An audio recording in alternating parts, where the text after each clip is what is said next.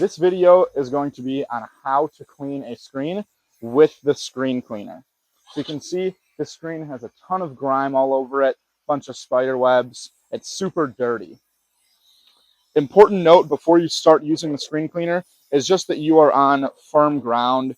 If you're in the grass or somewhere like that, you're not going to have a good spot to set this screen. I always like to be on concrete so I can set it out to dry on concrete and the edges aren't getting all dirty from the lawn. You're going to take your screen and you're going to put it into the screen cleaner at an angle like so.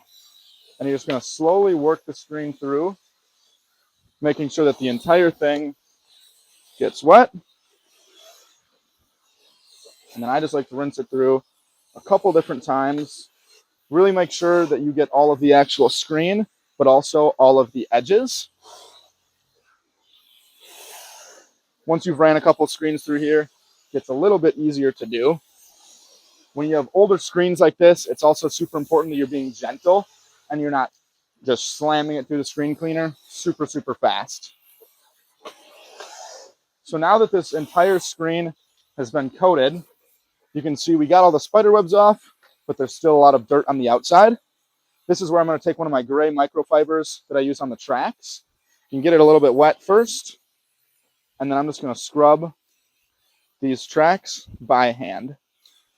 And you can see how that dirt and grime just melts away. Look at this side here compared to the rest of this screen. So your final step, just to hand clean all of these little white tracks on the outside. And then usually once I've scrubbed all of that dirt out, I like to run it through the screen cleaner again, just to make sure that now that we've loosened up the dirt, all of it is completely off of the screen. Hard to see in the video, but I am pressing in on this side of the screen and the outside facing.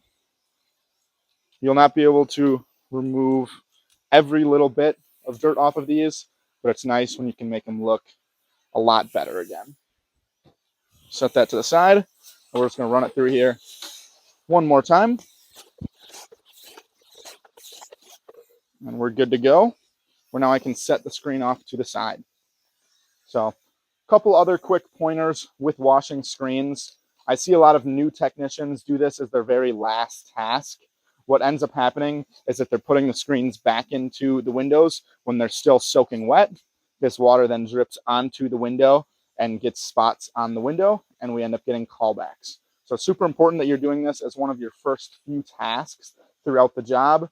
Take out the screens, wash them, let them dry, and then at the very end, your last task will be putting the screens back in.